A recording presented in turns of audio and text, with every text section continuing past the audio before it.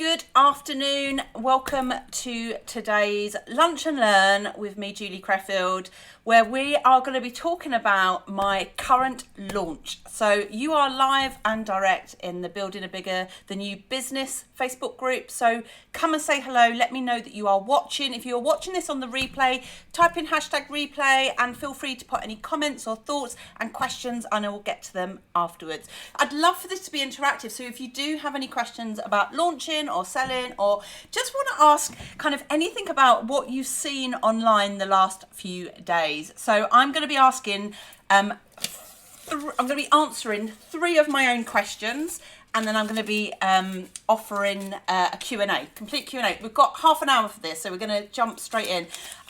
One thing I'd like to know, what is the number one word that comes up for you when you think about selling to your audience, right? What comes up when I say, right, get out there, activate your audience, go and make some sales? What is the one emotion that comes up?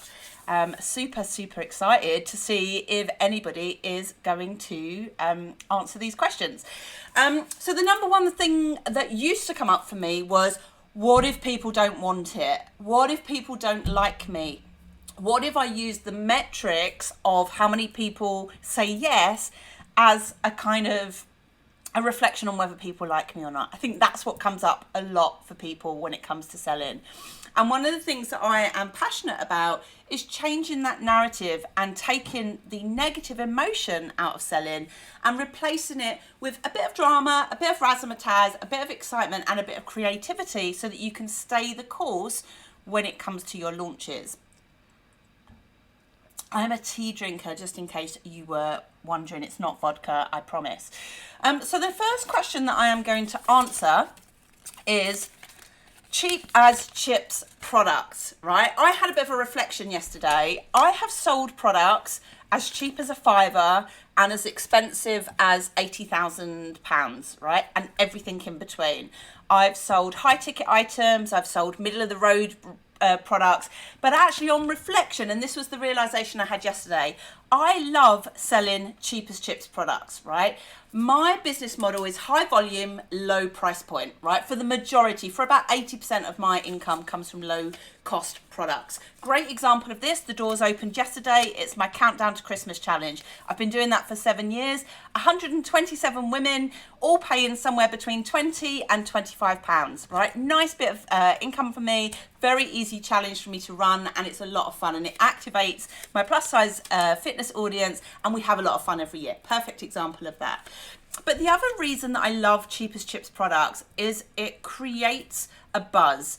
It positions you as an expert. When you can activate multiple people into your world, it makes things easier in your business. Not only do you create clients, you create the potential for collaborators, but you also create an army of cheerleaders. And when you have cheerleaders, you have referrals.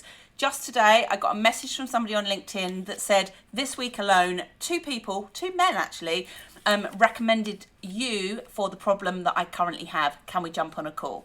And that happens to me all of the time. Word of mouth is a major part of my marketing strategy.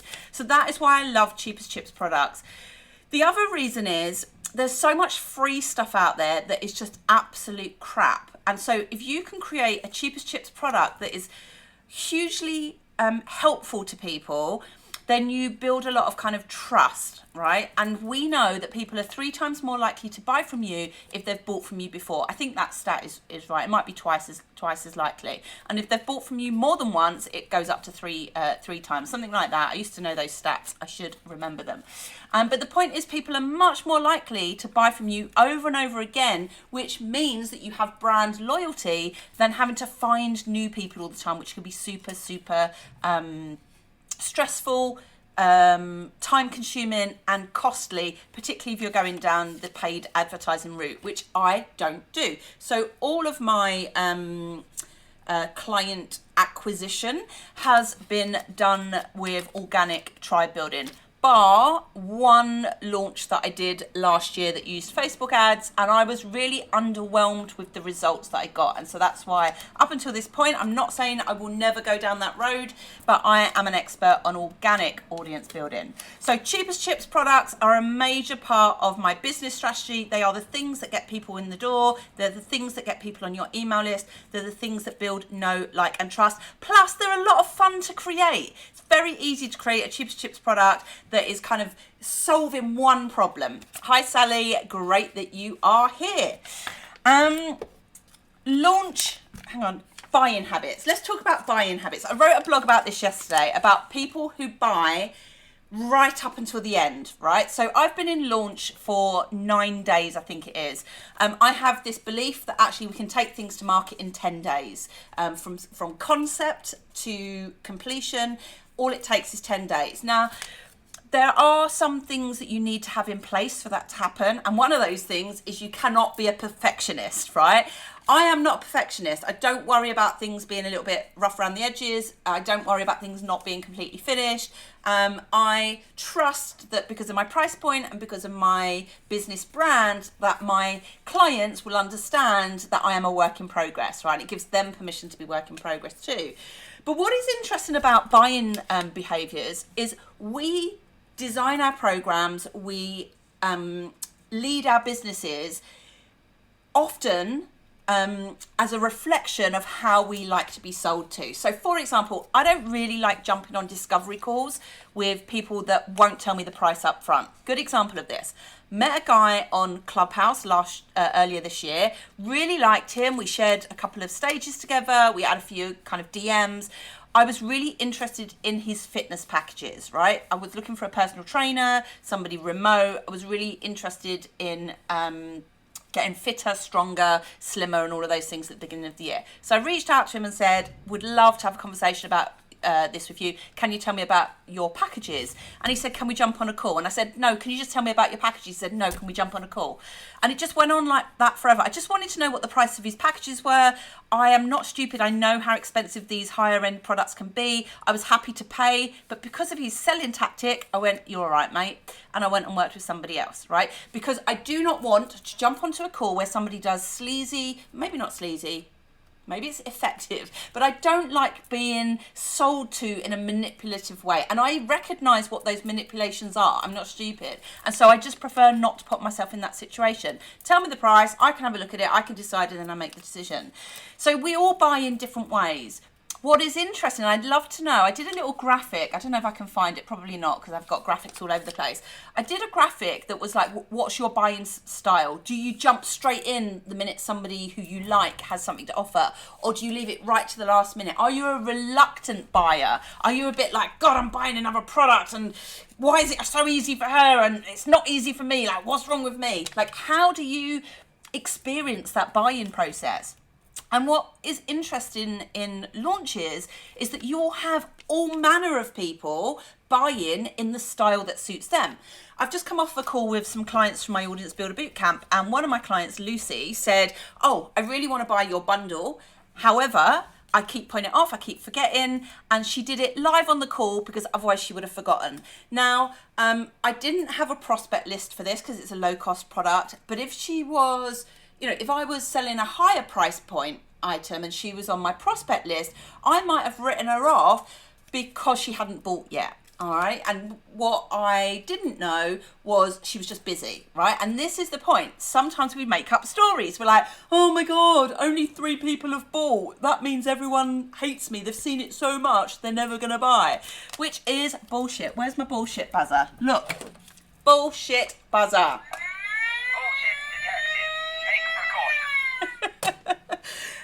So the point I'm trying to make is we have to have a process for understanding how we sell, how the people in our audience like to buy, and we have to cater for all of them. I'm not a details person. In the disc profiling system, I'm a high I. I'm influence, I'm big ideas, I'm like rah, rah, rah. And then sometimes people are like, yeah, but what date does it start, Julie? Or what does it actually entail? Some people want and need the detail. And so throughout a launch, you want to kind of drip feed. So by the time you get to the end, the people that need the detail have got it, and you're likely to get the kind of high eyes by right at the start. And I'm not an expert on DISC.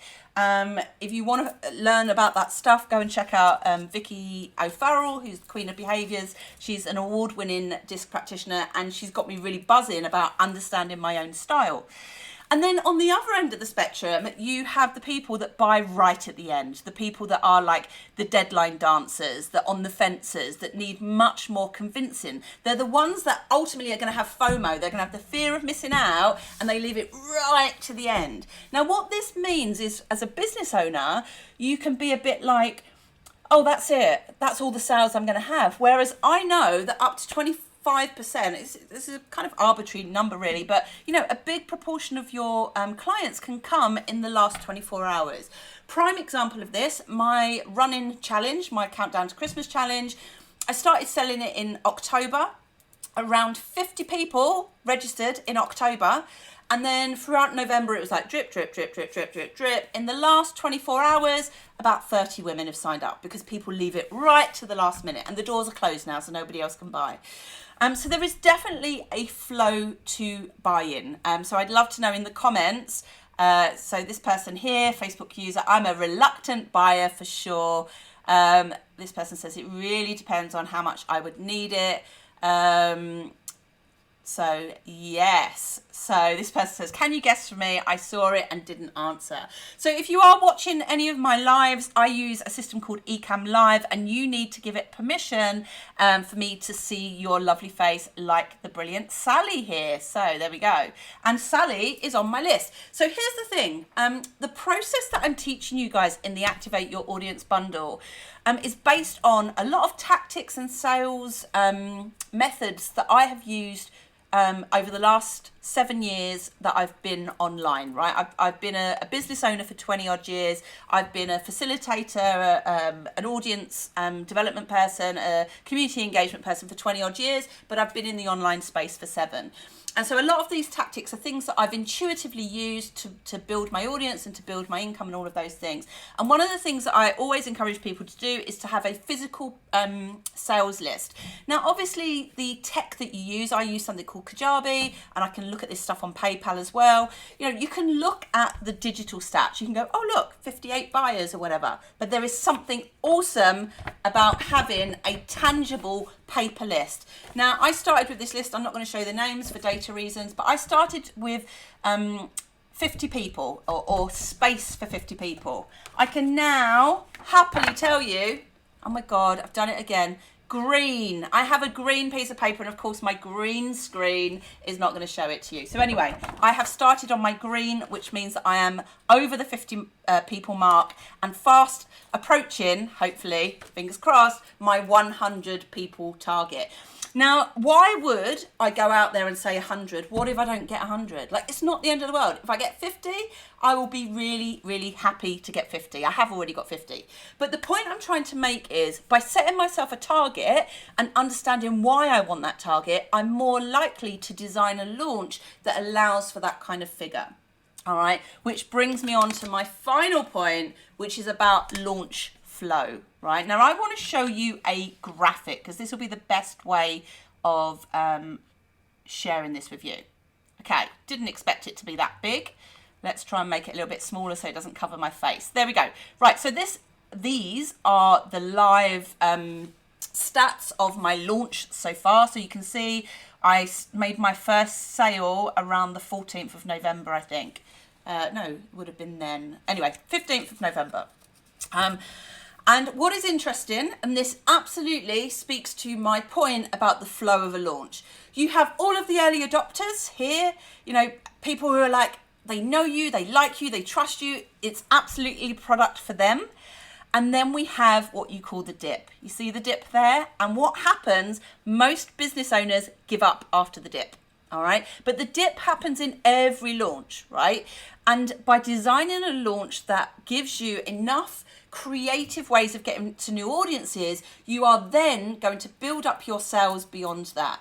Now, I expect, this is my expectation, it's also a hope, but it is also based on my understanding of people's buying behaviors and launches that I've had in the past. I expect that green to go right the way back up and to have a similar amount of sales in the next 12 hours. All right. An email's just gone out to my list saying this is your 12-hour call. I know that there are people on the fence. There are people asking me for the link. There are people that are thinking about it. They're the ones that take more time to make that buying decision. So understanding your launch flow is going to really help the mind monkeys, because you know what it's like. The minute something doesn't go as planned, you're like, what's wrong with people? What's wrong with me? Why is this not working? Why does it work for everybody else? Whereas if you have a system that you understand and you know that this is going to happen, you can prepare for it. On the day of the dip, you can say, sod this, I'm going to the spa for the day, or this is the day I'm going to take the kids out, and not worry about it. Then you get back in the saddle and you bring your new tactics to continue activating the people that you know are still figuring out whether they want to buy it or not. And the interesting thing is, by the time you get to the dip, at least 90% of your audience haven't even seen it yet. All right.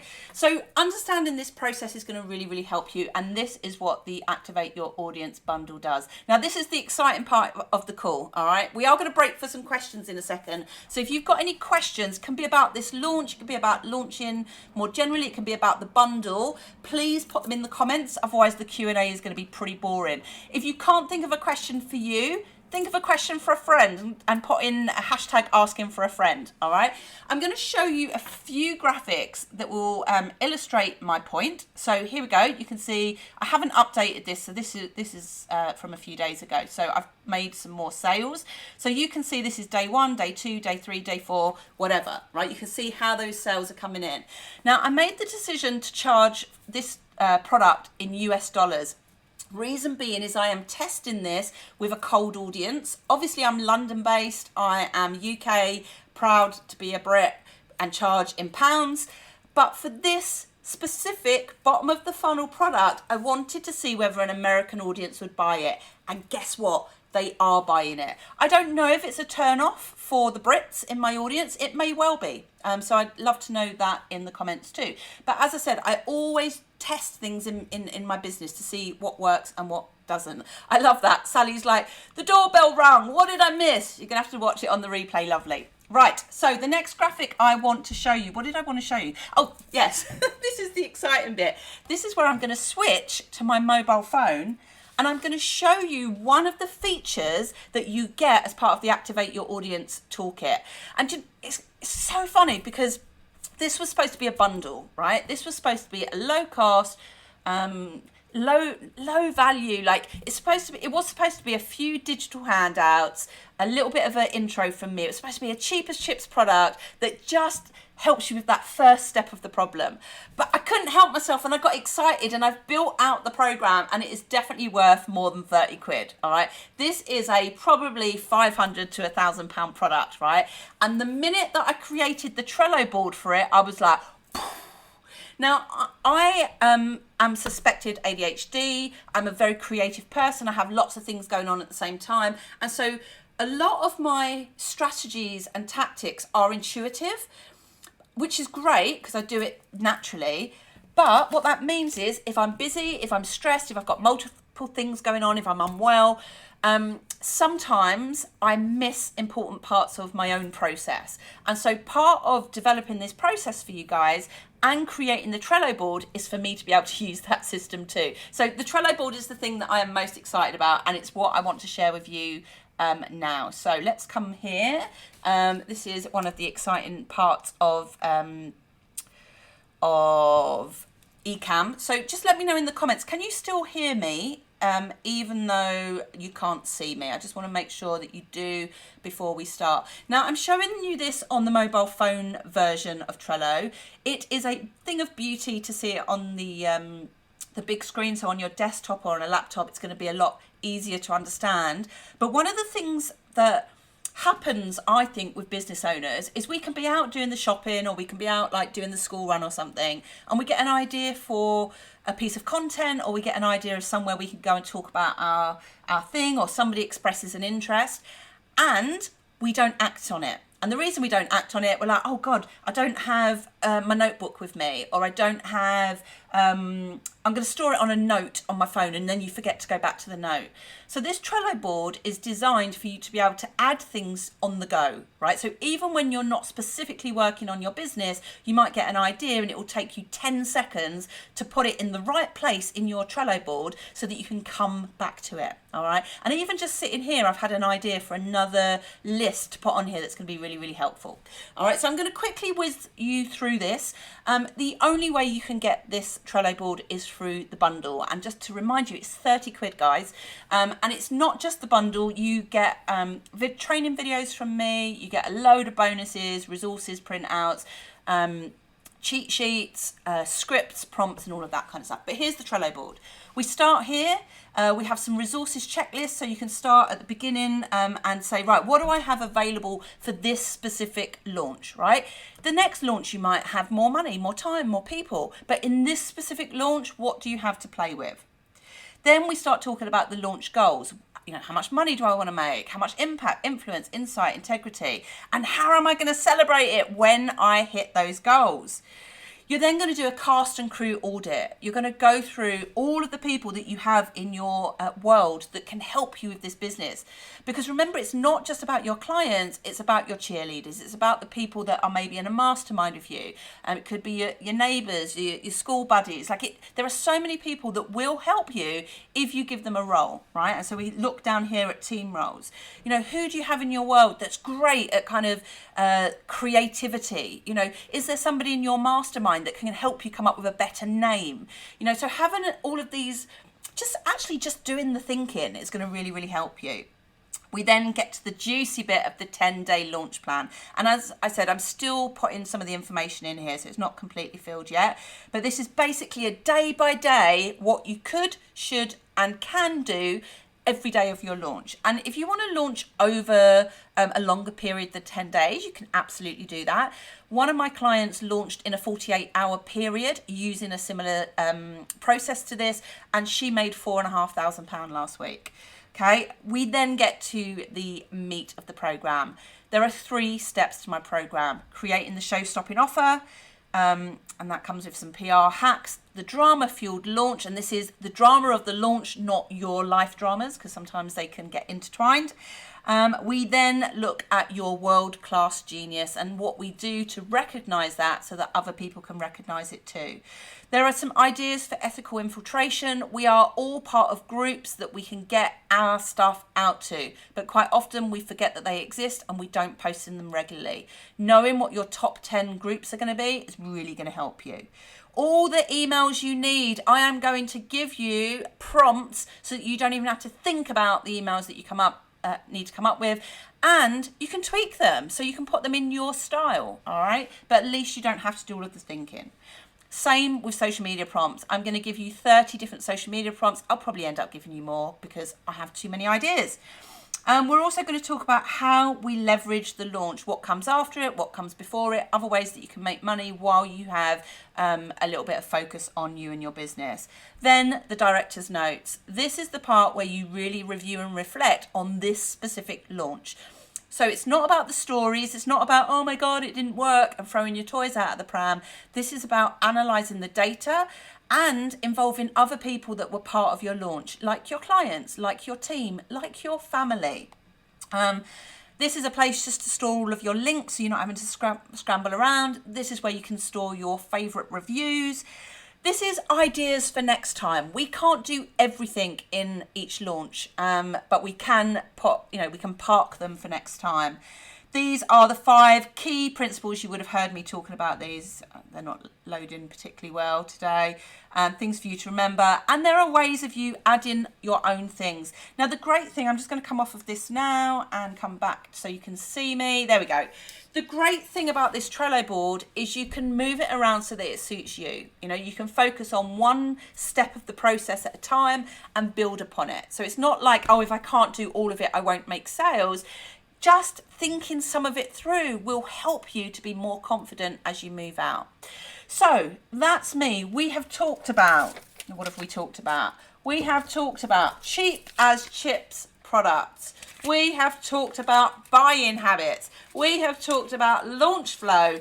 And now it's the time for Q&A. So whether you've bought the bundle or whether you haven't, let me know in the comments what questions you have about launching, maybe about this launch. As you could see from that graphic, I have made, does it even tell you how much I've made? I don't think it does on that graphic. Hang on a second. I think this was actually the graphic that I wanted to show you. Yes, there we go. That's the graphic. So I was showing you the wrong one. So this is a more up-to-date one. There we go. So this will show you all of the money that I've made. So $1,716. All right. And you can see that was the dip. So the dip happened around the 19th of November, and slowly but surely it's coming back up. I had another dip, and that was mainly because I wasn't talking about it, and it's going back up, and I expect it to go up again. Those two little red marks are refunds. Just to explain, the first one was me testing one of the automations, and I paid myself back. And the second one was a client who bought it and then decided she wanted a bigger package. So she bought the she bought the Audience Builder Bootcamp instead, and I gave her the refund back for that. So I'm really hoping that this has been helpful for you and transparent. A big part of what I care about in business is being transparent and helping you to understand how these things work. Sally says, I've got a new product to launch and another I want to relaunch. Can I do both? Yes, you can, but it's about understanding the flow and making sure your messaging isn't confusing. All right, so you can absolutely launch multiple things at once, even though some coaches say you can't. I call bullshit on that. I have multiple offers all of the time. All right. An email went out earlier today with the 4 offers I currently have on. So I have an offer for one-to-one clients. I've had 3 people take me up on that. I have an offer for my Go Big or Go Home program, which is next year. I've had 1 person take me up on that. My business model reflects who I am, and I'm creative and I'm fast paced and I have multiple things going on at once. So as long as your business model and your launch strategy reflects who you are as a person, anything is possible. There are no rules, but it's about it being in alignment with who you are as a business owner. Okay, so we've got a question here. If you were planning to launch a few weeks into the new year, when would you start to market it? How do you find Christmas for launching? Christmas can be a great time for launching because actually a lot of people are looking for things to distract them from their family. So actually, as long as it's part of your launch plan and you understand the messaging around that and the timings of it, and this is why plotting it all out and doing the thinking in advance makes sense. What I see most business owners do is they get an idea, they take it to market, no one shows any interest, and then they go, well, that was a shit idea. And it's not that the idea was shit, they just didn't do things in the right order to build up enough excitement so that when it goes to market, you get those early adopters. If you don't get the early adopters, you are going to lose confidence and then you're going to give up and you won't ever know whether it was a shit idea or it just didn't work in the flow of everything. So the question around when would you start to market it, I don't think that's the right question, all right? It's not about when do we start marketing. I market throughout. I'm not saying I'm the best at this. I'm not completely as consistent as I would like to. And I think because my business model involves a lot of launching, I'm always selling. I'm always putting out offers. But I also do a lot of storytelling. I also do a lot of sharing of tactics and advice and support and things like that. But what I see a lot of people do is what I call submarine marketing. They only come up and are visible when they've got something to sell. And that damages the algorithms on social media because people are like, who are you? But it also damages your credibility because people have to get to know, like, and trust you again. They have to remember that you exist. And the problem is we have competitors. So the people that are the most consistent are the ones that are more successful, whether they're better than you or not. Any other questions? These are great questions, by the way. Very good questions. So I'm going to put the link to the bundle. I'm going to have a quick check to see if any more sales have come through. One of the things that I would say is that from a money mindset perspective, it's just updating. Nope, no new sales as of yet.